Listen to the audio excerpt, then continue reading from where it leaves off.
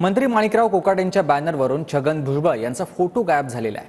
नाशिकमध्ये माणिकराव कोकाटेंच्या निवासस्थानाबाहेर त्यांच्या स्वागताचे बॅनर लागलेले आहेत। मात्र कोकाटेंच्या या स्वागताच्या बॅनरवर सुहास कांदेंचा फोटो आहे, पण छगन भुजबळ यांचा फोटो मात्र नाहीये।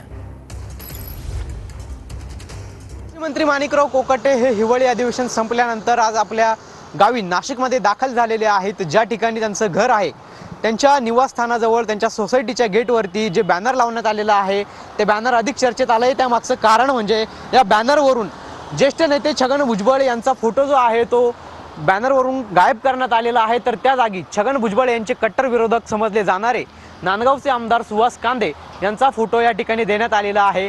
एकीकडे माणिकराव कोकाटे आणि छगन भुजबळ यांच्यातील राजकीय वैर सर्वश्रुत असताना दुसरीकडे मात्र याच बॅनरवरती आपल्याला सुहास कांदे यांचा फोटो पाहायला मिळत आहे आणि याच बॅनरवरून राष्ट्रवादीचे ज्येष्ठ नेते माजी मंत्री छगन भुजबळ यांचा फोटो जो आहे तो याच्यावरून गायब करण्यात आलेला आहे।